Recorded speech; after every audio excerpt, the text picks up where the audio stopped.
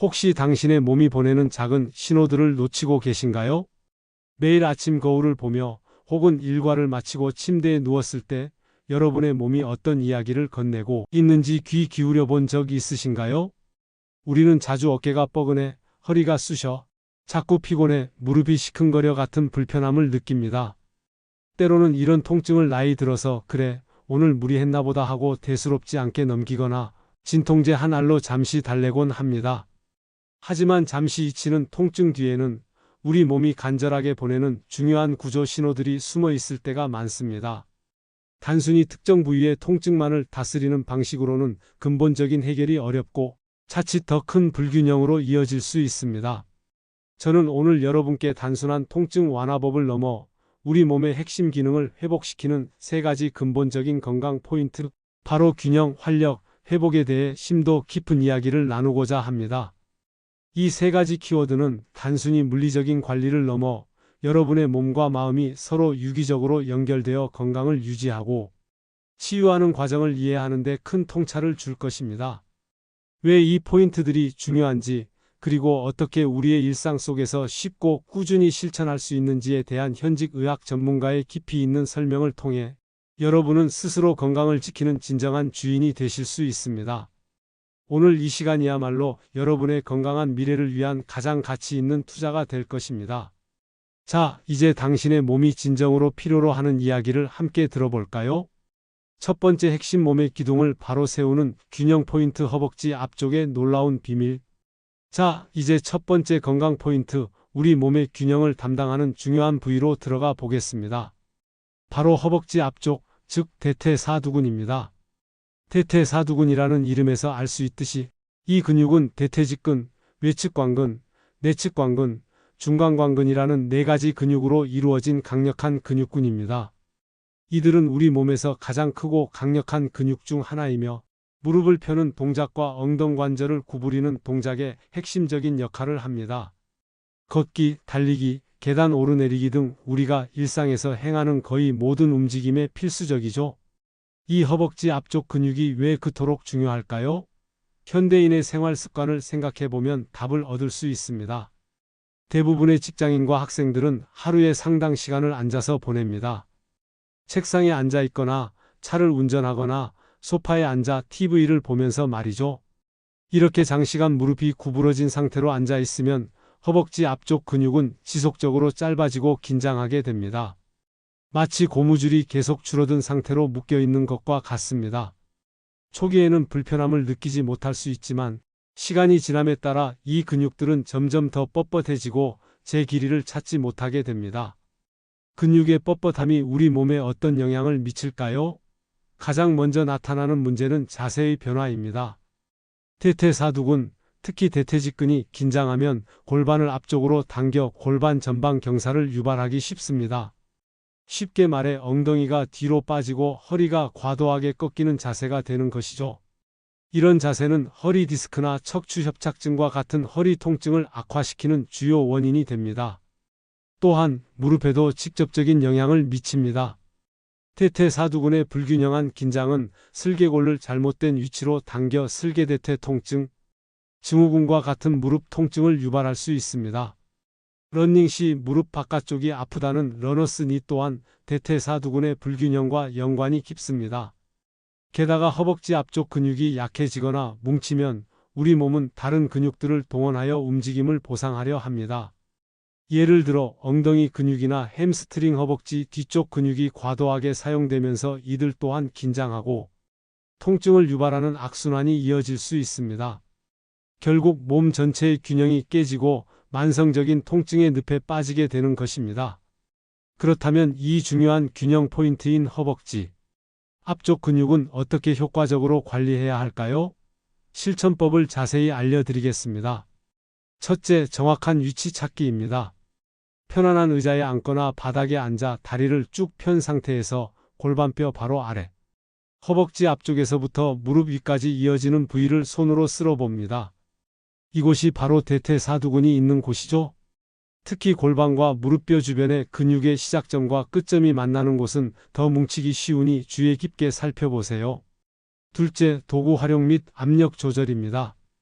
맨손으로 엄지손가락이나 주먹의 너클을 이용할 수도 있고 폼롤러나 마사지 볼, 마사지 스틱 같은 도구를 활용할 수도 있습니다. 중요한 것은 강도입니다. 많은 분들이 아플수록 좋다는 오해를 하시는데 이는 잘못된 생각입니다.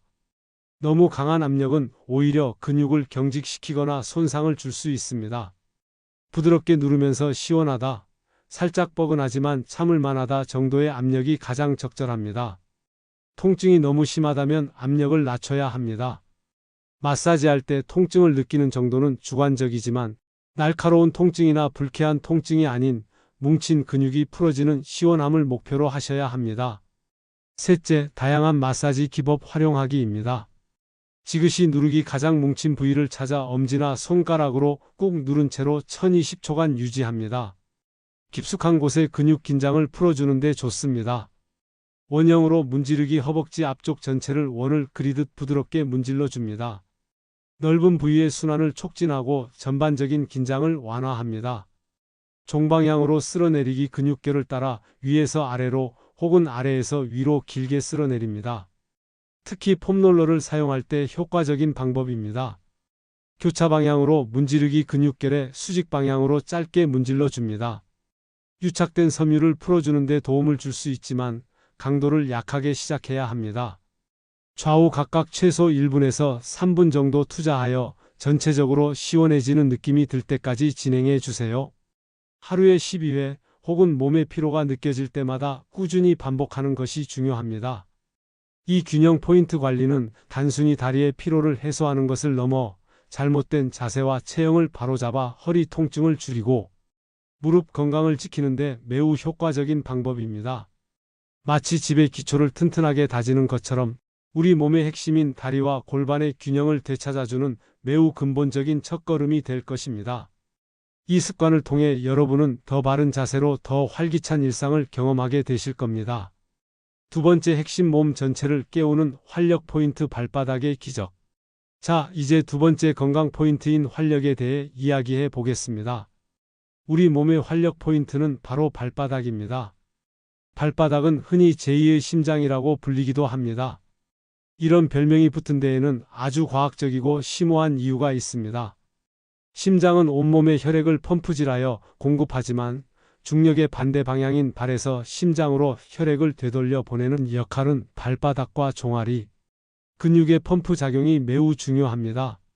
우리가 걷거나 발을 움직일 때 발바닥의 아치와 종아리 근육이 수축과 이완을 반복하며 정체된 혈액을 심장으로 다시 밀어 올리는 역할을 합니다. 만약 이 기능이 약해지면 다리가 붓고 저리는 등의 순환 문제가 발생할 수 있습니다. 발바닥이 활력의 중요한 포인트인 또 다른 이유는 우리 몸의 모든 신경과 혈관이 그야말로 밀집되어 있는 곳이기 때문입니다. 발바닥에는 7만 개가 넘는 신경 말단이 분포되어 있다고 알려져 있습니다. 우리 몸의 주요 장기 및 기관들과 연결된 신경들이 발바닥을 통해 지나가거나 끝나는 지점이 많다는 의미입니다. 그래서 발바닥을 자극하는 것은 단순히 발의 피로를 푸는 것을 넘어 전신의 순환을 촉진하고 자율신경계에 긍정적인 영향을 미쳐 활력을 불어넣는 효과가 있습니다. 동양의학에서는 발바닥에 주요 혈자리와 경락이 집중되어 있어 이곳을 자극함으로써 전신의 기혈순환을 돕고 면역력을 강화한다고 보기도 합니다. 구체적으로 발바닥 관리가 우리 몸에 어떤 활력을 불어넣어 줄까요? 첫째, 혈액순환 개선입니다. 발바닥 자극은 발과 다리 하부에 정체된 혈액을 심장 쪽으로 효과적으로 밀어 올려줍니다. 이는 몸 전체의 혈액순환을 개선하여 각 세포의 산소와 영양분 공급을 원활하게 하고 노폐물 배출을 돕습니다. 그 결과 전반적인 피로감이 줄어들고 몸이 가벼워지는 것을 느낄 수 있습니다. 둘째, 신경 안정 및 스트레스 완화입니다. 발바닥에 분포된 신경들을 자극하면 부교감 신경이 활성화되어 긴장된 몸과 마음을 이완시키는 데 도움을 줍니다. 이는 스트레스 호르몬 수치를 낮추고 편안함을 유도하여 숙면을 취하는 데도 긍정적인 영향을 미칩니다. 불면증으로 고생하시는 분들이 잠들기 전 발 마사지를 하면 도움이 되는 이유이기도 합니다. 셋째, 엔도르핀 분비 촉진입니다. 적절한 발바닥 자극은 우리 몸이 천연 진통제라고 불리는 엔도르핀을 분비하게 합니다. 이는 통증 완화는 물론 기분 전환에도 도움이 되어 전반적인 삶의 질을 향상시킬 수 있습니다. 특히 발에 피로가 쌓이면 발바닥 근막과 인대가 긴장하며 족저근막염과 같은 통증을 유발하는데 꾸준한 마사지는 이런 국소 통증 관리에도 효과적입니다. 이처럼 놀라운 활력 포인트인 발바닥을 어떻게 효과적으로 관리해야 할까요? 실천법을 상세히 알려드리겠습니다. 첫째, 발 아치와 뒤꿈치 집중 공략입니다. 발바닥 중에서도 특히 중요한 부위는 발 아치, 발바닥의 움푹 들어간 부분의 중앙과 체중을 가장 많이 지지하는 뒤꿈치입니다. 이 두 부위를 중심으로 마사지하는 것이 효과적입니다.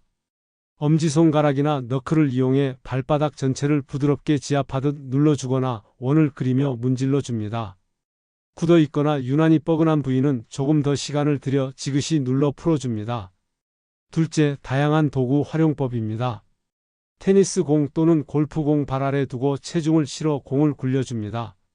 처음에는 가볍게 굴리다가 점차 압력을 높여 뭉친 부위를 깊게 자극할 수 있습니다.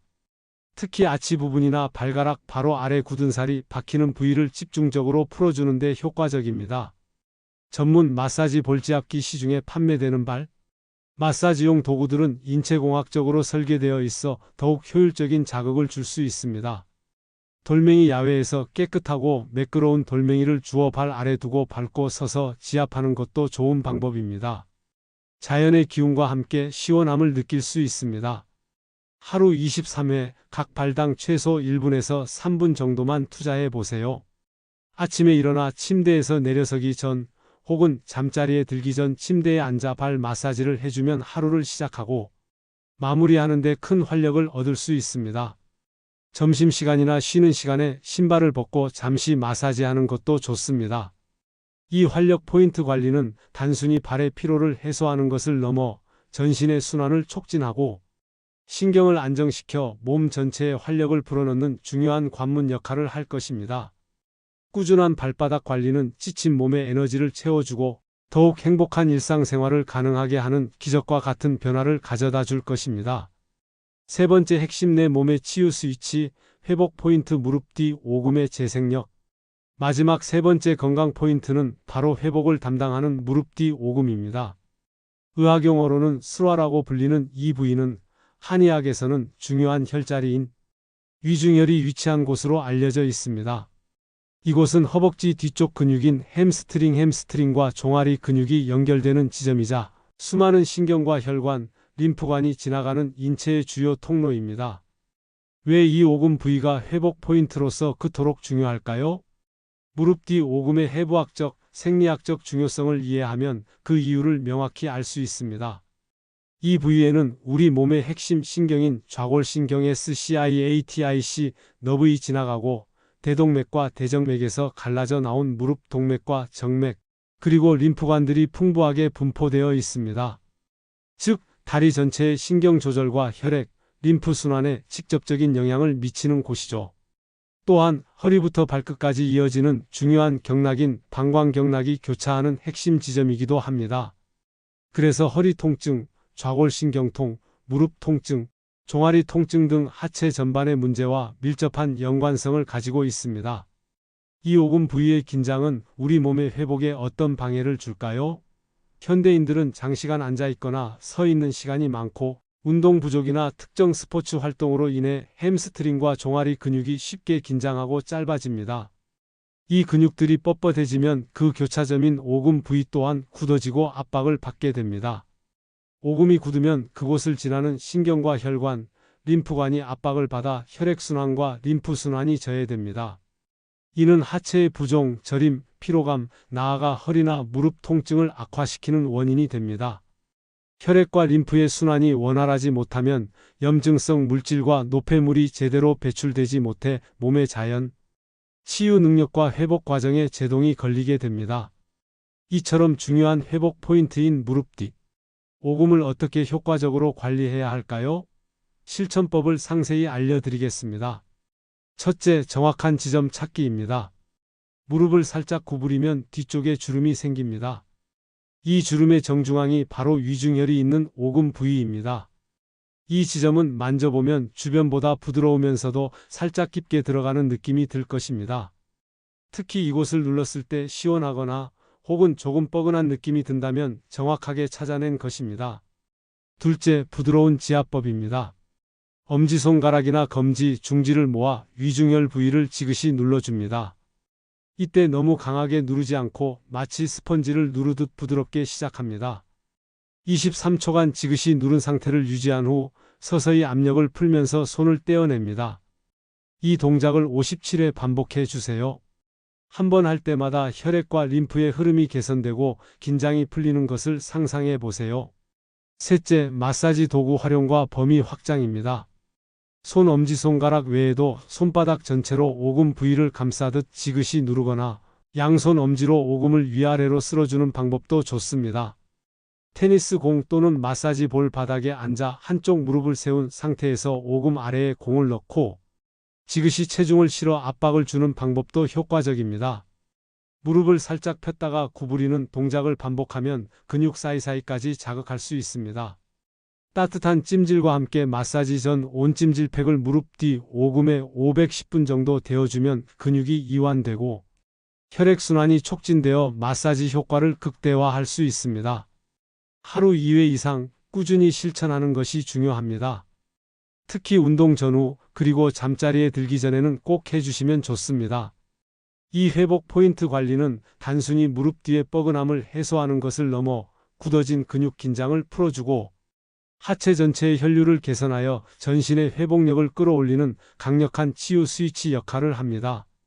꾸준한 오금 관리는 하체의 통증을 줄이고 림프 순환을 개선하여 부종을 완화하며 밤에는 숙면을 취하는 데까지 도움을 줄 것입니다.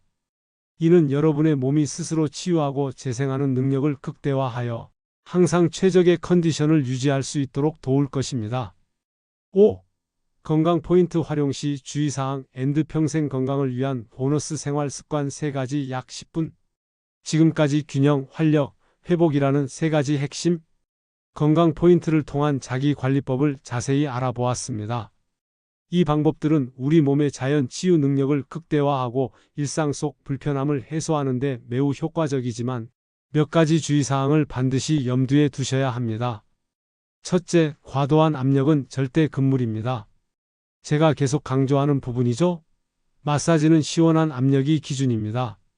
뭉친 곳을 누르다 보면 통증이 느껴질 수 있지만 아프면 아플수록 좋다는 생각은 버리셔야 합니다. 날카롭거나 불쾌한 통증이 느껴진다면 오히려 근육을 자극하고 염증을 유발할 수 있습니다. 근육은 너무 강한 자극을 받으면 오히려 자신을 보호하기 위해 더 강하게 수축하려는 경향이 있습니다. 부드럽게 시작하여 점차 압력을 늘리되 언제나 내가 감당할 수 있는 시원함을 유지하는 것이 핵심입니다. 둘째, 특정 질환을 앓고 있거나 수술 이력이 있는 분들은 반드시 전문가와 상담 후 시도해야 합니다. 예를 들어 심한 골다공증 환자나 최근 골절, 인대 손상, 관절 수술을 받으신 분들은 해당 부위 마사지가 오히려 해가 될 수 있습니다. 혈액 응고 장애가 있거나 정맥류가 심한 경우 또는 피부에 개방성 상처가 있는 경우에도 전문가의 지시에 따라야 합니다. 본인의 건강 상태를 정확히 인지하고 필요하다면 담당 의사나 물리치료사와 상의하는 것이 가장 안전하고 현명한 접근법입니다. 셋째, 염증이나 부종이 있는 경우에는 마사지 대신 냉찜질이 우선입니다. 만약 마사지하려는 부위가 붓고 뜨거우며 통증이 심하다면 이는 급성 염증 반응일 수 있습니다. 이런 경우 마사지는 염증을 악화시킬 수 있으니 피해야 합니다. 대신 냉찜질을 통해 염증과 부종을 가라앉히는 것이 먼저입니다. 만약 염증이 나아지지 않거나 통증이 지속된다면 지체 없이 병원을 방문하여 정확한 진단과 치료를 받는 것이 중요합니다.